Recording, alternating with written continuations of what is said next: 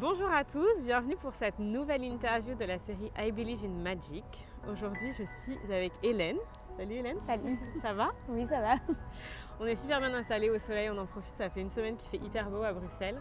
Et donc du coup, la première question que j'ai pour toi, mon petit rituel, c'est de te demander qu'est-ce que c'est d'être Hélène? C'est quoi d'être dans ta vie? Si tu peux utiliser cette question pour te présenter, nous emmener avec toi. Donc voilà, moi j'ai 26 ans, là je viens de terminer mes études, donc c'est quand même un peu une période de stress parce qu'on se demande vers quoi on veut aller et ce qu'on veut faire de sa vie.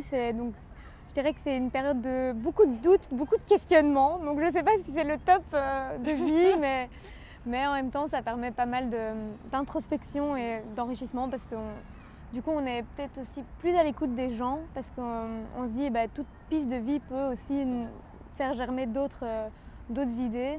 Donc on pose pas mal de questions autour de nous, on essaye de comprendre c'est quoi la vie professionnelle, c'est quoi cette chose qu'on avait toujours un peu l'impression que c'était abstrait, mais maintenant il faut se lancer, il faut gagner son pain. Je dirais que c'est beaucoup de réflexion pour le moment. Donc j'ai fait des études de sciences politiques en relations internationales. Donc c'est très vaste. Donc c'est pour ça aussi que le raisonnement est encore plus large. Mais du coup, je sais quand même, comme j'ai quand même pas mal réfléchi, rencontré de gens, je sais qu'une piste que j'aimerais vraiment poursuivre, ce serait de travailler dans le côté recherche et le côté à la fois gestion de projet. Recherche pour le côté de l'écriture, écrire, amener une réflexion sur des thématiques et comprendre, en fait un peu décortiquer la masse d'informations qu'on a chaque jour et essayer d'y voir un peu plus clair. Et le côté gestion de projet pour amener un projet de A à Z en ayant cette réflexion sur le monde. Donc voilà, c'est un peu ça, mais c'est très vaste parce que où, dans quel secteur, les ASBL, les ONG, mais lesquels, c'est encore assez vaste, donc voilà. Et du coup, donc là, tu cherches du boulot. Est-ce qu'il y a d'autres choses qui sont importantes dans ta vie que cette recherche d'emploi qui, j'imagine, du coup, prend quand même du temps? J'ai quand même aussi des petits passe-temps parce que on ne passe pas sa journée devant l'ordi à postuler. Le lundi, je fais du théâtre, le lundi soir. Ça me prend quand même aussi du temps parce que voilà, il faut apprendre ces textes et c'est quelque chose dans lequel je viens de commencer à m'investir parce que j'aime bien la parole. Je trouve qu'on fait beaucoup de choses avec la parole et ça m'aide pour des entretiens d'embauche à savoir formuler ma pensée, etc. Donc voilà, on travaille là-dessus. Je travaille sur plusieurs textes. Il y a un texte très humoristique et un texte un peu plus Médée-Écrivus, c'est antique, donc voilà. Okay. Et ça me permet aussi de rencontrer des gens qui viennent aussi un peu de partout parce que c'est un groupe avec des personnes plus âgées, il y a des profs d'UNIF, il y a un peu de tout, des mères au foyer, un peu de tout. Donc ça aussi, c'est propice à nourrir un peu une réflexion. Et sinon, je fais aussi un peu de sport parce qu'il faut se maintenir en forme. Et donc du coup, je fais du hockey. Donc voilà. Et sinon, à part ça, je me suis investie, comme je te l'avais dit, dans le camp de partage.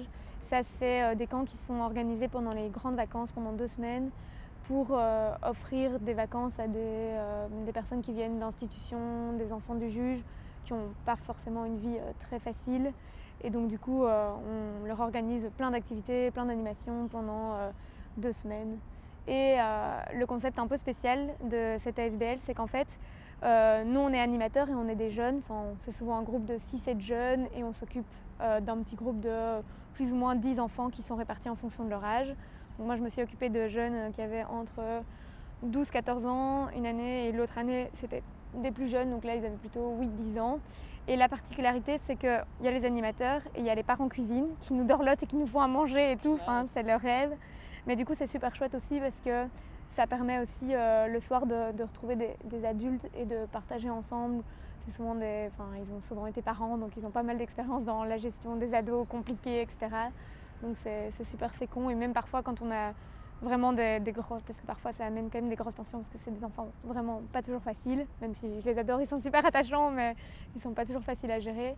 Ça permet aussi d'avoir un peu de recul et que parfois, quand c'est trop tendu avec nous, il y a un peu un parent cuisine qui arrive et qui, c'est quoi le problème, pourquoi là t'arrêtes pas de frapper, machin truc, explique-moi et d'un peu apaiser la tension parce que nous, c'est quand même rude d'être, on se lève, tu te lèves tôt et tes journées finissent même assez tard. Donc ça me tient à cœur et ça prend aussi de l'énergie, mais en tout cas, c'est un projet top. C'est cool. Donc, voilà, ouais. Et du coup, tu me disais que, on parlait de sens, donc là tu cherches pour ton futur boulot, et on parlait de sens en fait.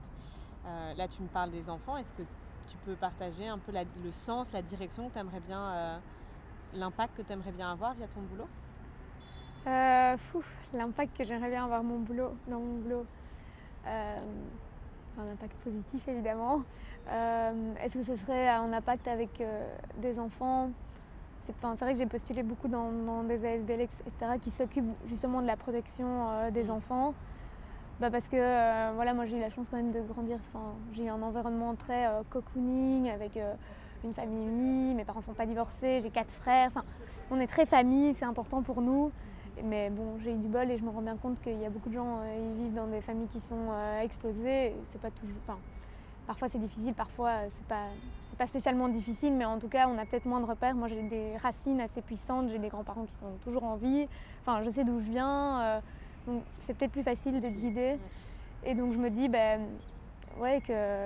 y a des gosses qui ont quand même vraiment beaucoup moins de chance et qui n'ont pas non plus le même capital économique, social, culturel, et peut-être de leur permettre déjà, quand on s'investit pour les enfants, déjà simplement d'avoir une famille où il y a quand même certaines règles qui sont fixées et certaines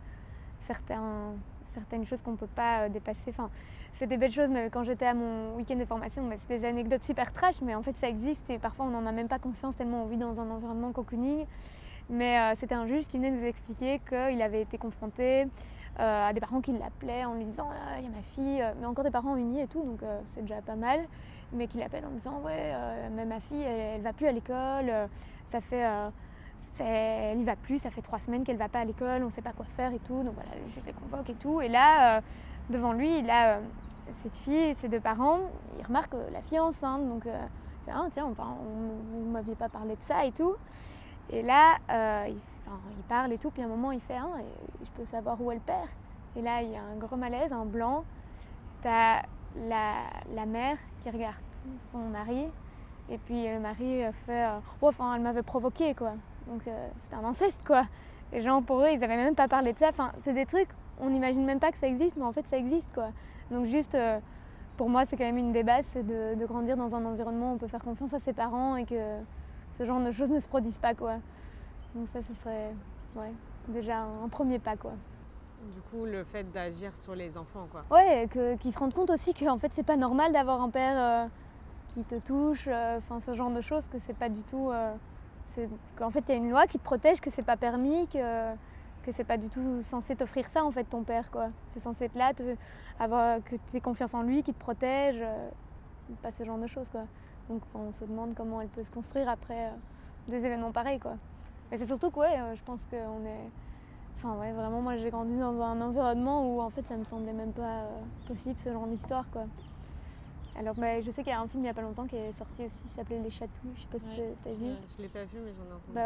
Moi ma Marie justement, elle avait été le voir au cinéma, elle m'a dit que c'était dingue, mais j'ai pas encore été le voir, mais je voyais que la bande-annonce c'était aussi un peu ça, c'est un oncle aussi qui fait ce genre d'attouchement, etc. parce que il est de la famille et ça devient très compliqué, il y a des omertas, bref. Ouais.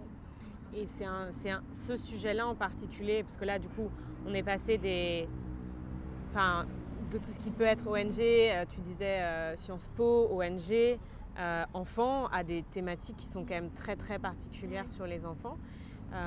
Est-ce que t'engager vraiment dans ces thématiques-là, c'est quelque chose que tu souhaiterais ou c'est lourd aussi comme... Est-ce que tu te sentirais d'aller là-dedans? C'est vrai que c'est quand même vraiment lourd d'entendre ce genre d'histoire à longueur de journée. Je crois qu'à un moment on perd un peu foi en l'humanité peut-être. Ouais. Mais d'un autre côté, ça me pourrait me plaire, mais est-ce que j'ai l'expertise pour le faire? Je ne sais pas non plus. Il faudrait peut-être que je fasse des études de droit à côté pour vraiment connaître bien les lois en vigueur à ce niveau-là. Mais en tout cas, oui, travailler avec des enfants, ça pourrait me plaire, mais ces sujets-là, j'ai pas assez d'expertise là. Pour le coup, c'est une anecdote une triste anecdote auquel je pense parce qu'elle vient de m'être contée ce week-end, mais je sais pas si j'ai vraiment une expertise pour tout ça. Et puis surtout, je pense qu'il faut ouais, il faut savoir quoi répondre à ce genre de choses, quoi. C'est pas facile, hein, quelqu'un qui t'explique ça. Qu'est-ce que tu dois dire, qu'est-ce que tu dois faire. Ouais, c'est pas toujours... je sais pas si c'est simple. Donc ouais, je sais pas si je me vois faire ça spécialement. Je pense qu'il faut être hyper à l'écoute, très empathique et peut-être pas être trop vite dans le jugement de l'autre. Ouais, ça doit C'est être probablement super des chaud. qualités que tu as, non? Ouais, je sais pas, je sais pas, peut-être pas autant que d'autres. Un petit peu, petit à petit on essaye d'être plus à l'écoute, plus empathique, etc. Mais bon, il y a toujours des gens qui ont une fibre encore plus sociale. Moi je rencontre des gens, ouais, je sais pas, où ils ont vraiment une fibre à être vraiment pour les autres. J'essaye au maximum dans ma vie d'essayer d'être guidée pas par moi, enfin de ne pas être focusée sur moi-même et d'essayer d'être attentive aux autres, mais ouais, c'est pas toujours facile. Hein. On a toujours des petits tracas parfois qui reviennent et il faut qu'on est toujours aussi parfois un peu égoïste, etc. Et donc voilà, ouais, j'essaye. Et ça me ramène sur la question, enfin la discussion qu'on a eue un tout petit peu tout à l'heure sur la confiance. Ouais.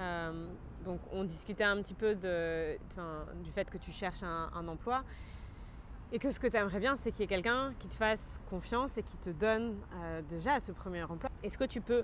Parce que du coup, là, je vois deux choses. Je vois d'un côté le fait qu'un employeur te fasse confiance, mais je sens aussi de l'autre côté le fait, la confiance qu'on peut avoir en soi à la fin de ses études. Et je sais pas, est-ce que tu pourrais un peu dire comment tu te sens par rapport à ça? La confiance que tu as en toi et la confiance qu'on va finalement devoir avoir en toi pour t'embaucher?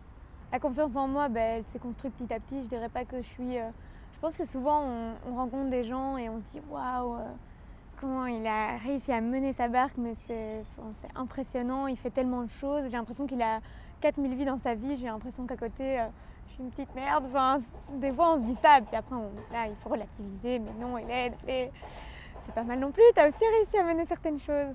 Mais donc, je dirais que la confiance en moi, elle varie aussi. Et quand on est dans des questionnements comme ça avec la recherche d'emploi aussi, c'est pas facile le regard des autres parce que je suis entourée de gens qui ont quand même souvent assez bien réussi, qui ont trouvé très facilement un job et souvent les gens aiment bien aussi un peu te taquiner en te disant parce qu'eux ont trouvé comme ça enfin non pas comme ça, ils sont méritants d'avoir trouvé un job mais du coup ils disent aussi un peu souvent je sais pas, je vis en coloc et on va me dire oh, c'est bon, t'as rien d'autre à faire que de faire ça, d'aller mettre les verres à la bulle à verre, c'est bon, t'as rien d'autre à foutre de ta journée. Mais en fait, déjà, trouver un job, ça prend du temps. Et puis oui, j'ai quand même d'autres projets aussi qui me tiennent à cœur. Que de sortir le verre. Oui, que de sortir le verre, mais chacun a sa tâche. Donc voilà, je vais pas le faire parce que moi, je suis à la recherche d'emploi. C'est pas pour ça que je vais devoir faire toutes les tâches de tout le monde. Je fais quand même déjà beaucoup de trucs dans le code parce que c'est vrai, j'ai quand même plus de temps, donc ça me dérange pas. Mais en fait, c'est la phrase aussi de dire t'as rien d'autre à foutre de ta journée. Enfin, je sais pas, c'est comme si en fait il y avait une reconnaissance sociale des autres uniquement à partir du moment où on a un job. Donc ouais, c'est quelque chose qui revient super souvent. T'as l'impression parfois que t'es pas légitime d'être là quand t'as pas de boulot, quand t'as fait un burn-out, quand il y a quelque chose à un moment donné ou à un autre. Ouais, il y a plein de moments où en fait où peut-être on n'est pas apte à travailler, où on est en remise en question, où il y a quelque chose qui va pas. Et en fait, on a l'impression qu'on est un peu naze parce qu'on n'a pas de job et que ouais, c'est vraiment la norme. Et oui, c'est vrai, il faut gagner son pain et il faut avoir donné un sens à sa vie, mais parfois on peut le donner d'une autre manière ou avoir un job qui est complètement pas du tout à horaire fixe, réinventer son propre job. Donc je dirais, pour revenir, parce que souvent je divague un peu, mais que la confiance en moi, je l'ai construite, mais que là, en effet, je suis un peu dans une phase où c'est pas facile d'avoir confiance en soi parce qu'on a l'impression qu'on n'est pas très très loin au final dans la vie. Mais ça s'acquiert aussi via le fait d'avoir des amis de confiance quand même, des gens sur qui on peut compter et qui te disent aussi mais non Hélène, t'inquiète pas, tu vas trouver, t'as des qualités, t'inquiète pas. Donc c'est aussi important d'avoir ce côté-là. T'as l'impression que les employeurs, la question c'était vraiment sur les employeurs aussi. Est-ce que tu as l'impression qu'ils ont du mal à faire confiance? C'est compliqué je pense que ce qui est compliqué, c'est vrai que c'est quand même... Enfin voilà, toi t'es là, t'as ton CV, t'as les lettres de motivation, c'est pas grand-chose pour juger quelqu'un et se dire cette personne, je vais quand même lui confier quelque chose qui me tient à cœur, une partie d'un projet et elle va la mener à bien, quoi. C'est pas grand-chose, une lettre de motive et un CV et oui, un entretien, c'est 10 minutes, un quart d'heure pour arriver à cerner la personnalité de quelqu'un. C'est pas grand-chose, quoi. Mais après, moi, j'ai du bol. En tout cas, dans les endroits où j'ai postulé, les gens ont été vraiment quand même des petits cœurs avec moi. On m'a donné des feedbacks. Enfin, les entretiens que j'ai eus, à chaque fois, j'ai eu un appel, un feedback en me disant... Mais bon, c'est frustrant aussi, mais en me disant... T'étais à ça, t'étais deuxième. Mais on a privilégié quelqu'un qui avait de l'expérience. Ça, c'est un peu la grosse star que je porte. Et tu te dis, oui, mais bon, il faut bien que quelqu'un me l'offre à un moment, cette expérience. Donc, c'est quand même aussi un peu le serpent qui se mange la queue. Ouais. Mais bon, après, oui, j'ai aussi plein d'offres où on m'a même pas répondu. Bon, ça, je fais abstraction. Et bon, la boîte mail est beaucoup remplie de... voilà. Parce qu'en effet, souvent, je postule, même s'il est mis qu'il faut 2-3 ans d'expérience, parce que je me dis, sinon, bon, mais tu postules à rien. Donc, mais bon, du coup, je me prends aussi beaucoup de refus. Mais je relativise, ouais, je relativise. Ça me fait penser justement, ce refus, j'ai jamais l'impression qu'on nous ait appris à le gérer en études, quoi. Ouais. Et pourtant, quand tu passes, quand tu fais, justement, quand tu envoies des offres d'emploi, et puis même dans la vie après, des refus, on s'en prend à la pelle, quoi. Ouais.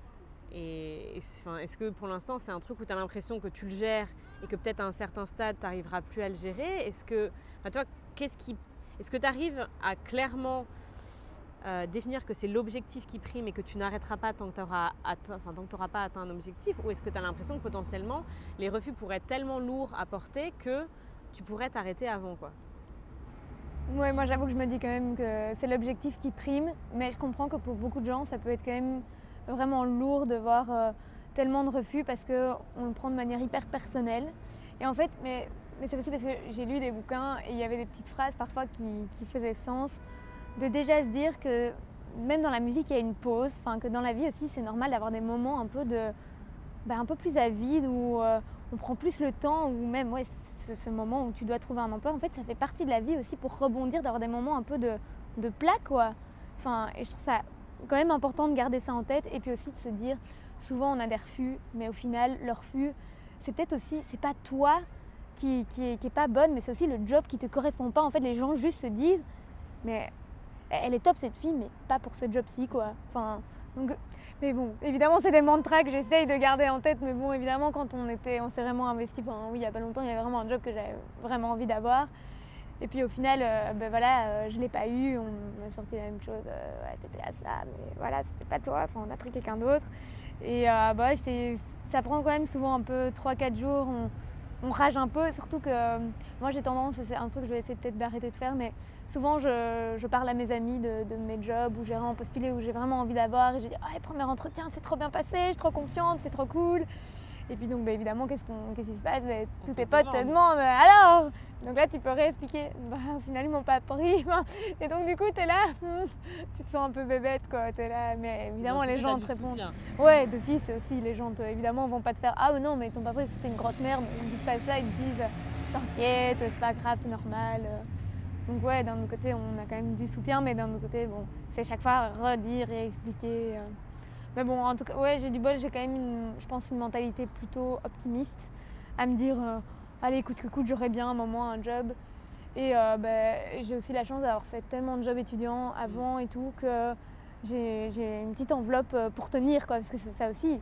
C'est parce que moi, ça va, parce que j'ai de l'argent pour payer ma vie, mais des gens qui ont tout épuisé, là, c'est pas du tout la même mentalité, parce que c'est il le faut en fait, trouver le job, c'est vital, quoi. Tandis que moi, j'ai du bol que j'ai pas trop ça, mais bon, dans quelques mois, sans doute que mes réserves seront épuisées, mais j'espère, c'est ça que je me dis en fait, j'ai pas le choix, dans quelques mois, je devrais avoir trouvé quelque chose.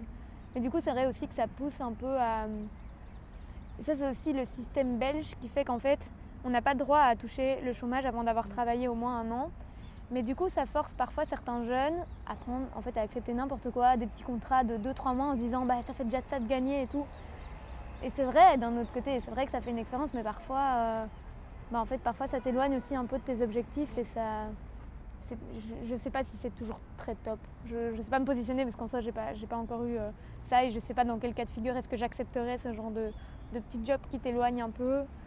Est-ce que j'accepterais ou est-ce que je me dirais... j'en parle bien, je sais pas. Une petite dernière question pour finir cette interview. Est-ce que tu aurais une citation, un message ou quelque chose que tu aimerais partager avec les gens qui regarderont cette vidéo? Je dirais que d'abord, il ne faut pas avoir peur de l'échec, que l'échec c'est souvent une manière aussi de rebondir que ce soit quand on a raté un examen ou un entretien, c'est qu'il y a quelque chose d'autre qui nous attend. Ça, je trouve que c'est quelque chose qu'il faut garder en tête.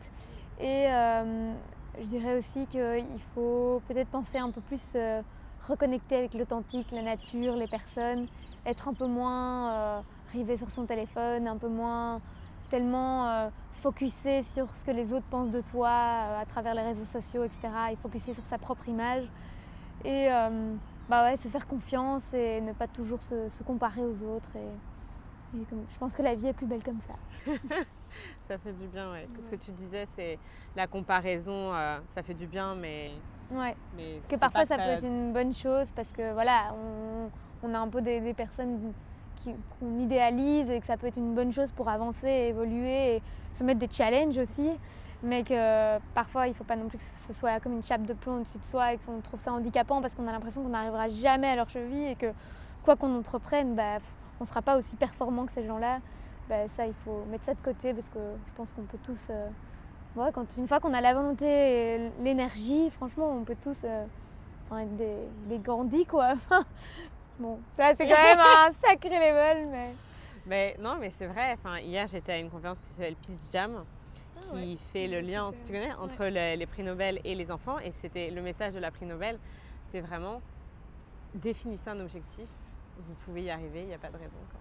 Chacun peut être Gandhi, et Gandhi était Gandhi, mais chacun peut vraiment trouver sa manière d'avoir un impact et chacun a le droit d'avoir son rêve à soi et de le réaliser, quoi. Donc, mais bon, ça fait du bien, je trouve, de rêver aussi quand même. Chouette. Bon, donc du coup, si jamais vous travaillez dans une association, dans une ONG, une ASBL et que vous cherchez une chargée de projet, je mettrai le mail ou le coordonnées ou je ne sais quoi pour pouvoir trouver Hélène. Et potentiellement, on ne sait jamais, franchement, je me dis. Un match est possible. Un match est possible, tout à fait. Merci en tout cas pour cette discussion. Merci. Et à la semaine prochaine pour une nouvelle interview.